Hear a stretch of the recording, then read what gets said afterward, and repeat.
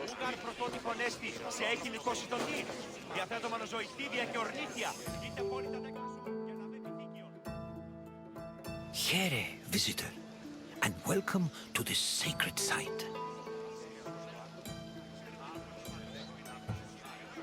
Delphi is an amazing place to visit if you're looking for information. I've come here on several occasions in search of answers to some particularly puzzling questions. And sometimes, I even found them.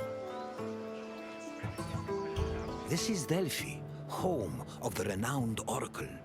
Greeks considered it the navel of the world. Pilgrims and kings journeyed here from all over Greece and beyond, seeking advice from Apollo through the voice of his interpreter, Pythia.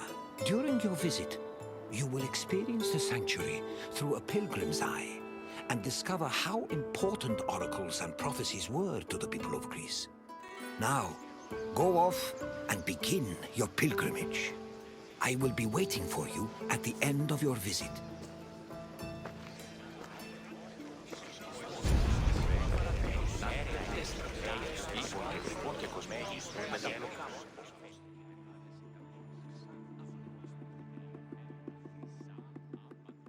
On their journey to the Temple of Apollo, pilgrims walked this sacred path up Mount Parnassus.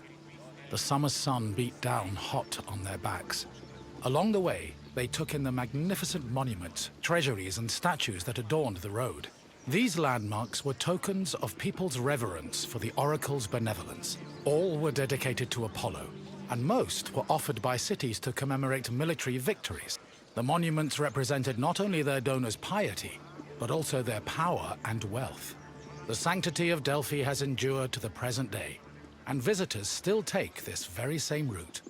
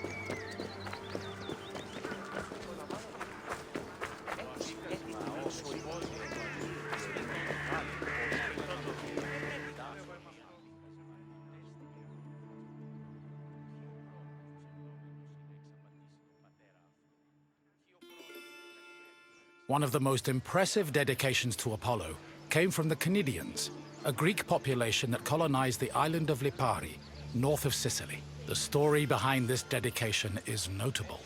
The Cnidians were at war with the Etruscans in the Tyrrhenian Sea. Seeking a good omen, the Cnidians consulted the oracle, and following her advice, they successfully captured 20 enemy ships. To thank Apollo, they offered the god the same number of statues as ships seized.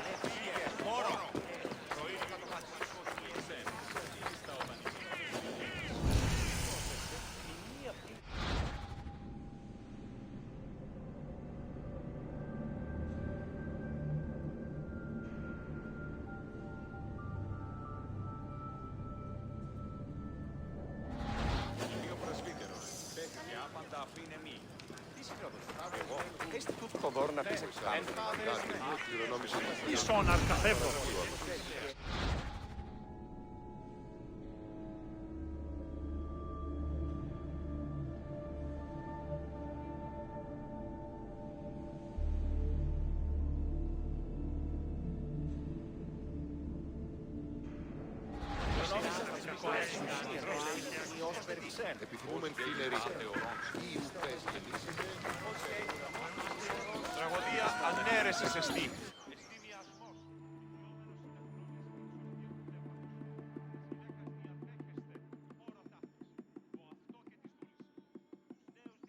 Next to the Naxian Sphinx stood a simple structure to display offerings from the Athenians, most of which were spoils of war. In particular, these offerings, called ex-votos, were prows of sunken Persian ships. The Athenians built the portico after their naval victory over the Persians in 478 BCE. Κύκλωθε των τραγωδών εξαφόρων διευθαίνει μία ψευδομυθία ή συνεπιφέρει πράξεις και παρεπόμενες.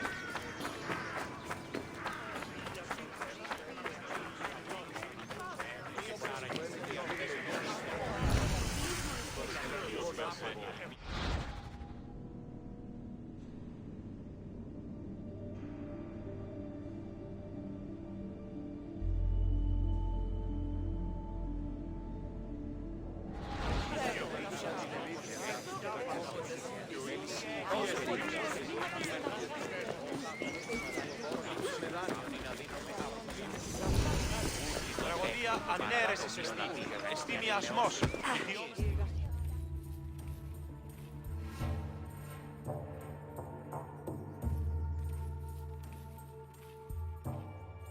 Once arriving before the temple, pilgrims wishing to consult the oracle had to first pay a tax. This tax gave them the initial right to approach the altar of Apollo and make an animal sacrifice to the god. But before proceeding to the Pythia, the preliminary ritual had to succeed.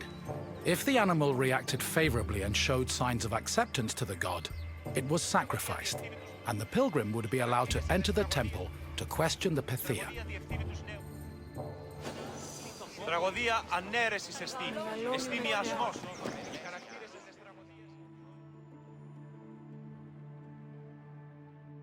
At last we arrive at the Temple of Apollo, where the oracle relayed her prophecies. The temple was the final destination of those seeking an audience with the Pythia, and its appearance matched the majesty of its purpose. Atop its imposing columns, the structure's pediments displayed famous mythological scenes, sculpted by the renowned Greek artist Antenor.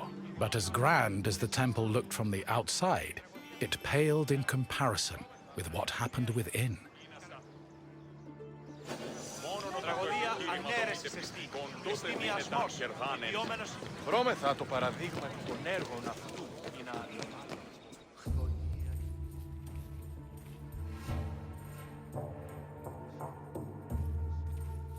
Prophecies were given in the most restricted part of the temple, the Aditon, by a chaste woman known as the Pythia.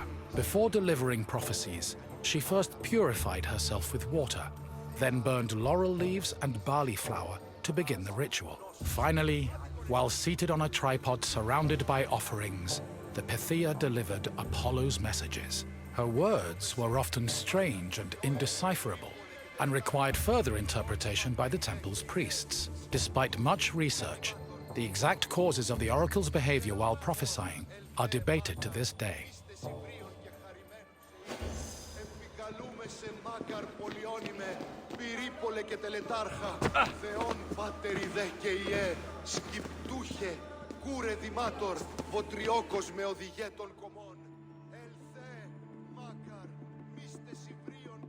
Myths say that while searching for an oracle who could impart their words to mortals, Apollo established a sanctuary on Mount Parnassus.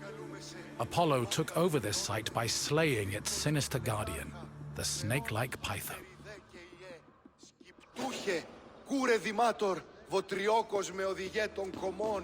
Πού καλυθές τούτο εστί.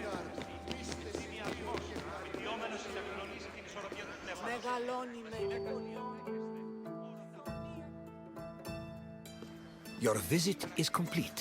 I hope you now understand how important this sanctuary was, and how it affected the lives of people both in the Greek world and beyond its borders.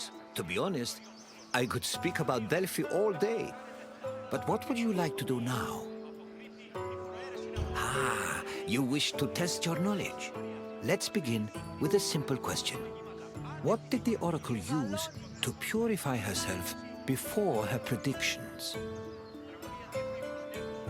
Correct. The oracle used water for purification. Time for another question. Which god was believed to speak through the oracle at Delphi? Yes, the oracle allegedly spoke the words of Apollo, which were then interpreted by priests. One final question for you. Delphi is situated on which mountain? Correct. Delphi stood on the slope of Mount Parnassus. Well done, traveler. Your knowledge rivals that of the wisest philosophers. Of course. Follow me.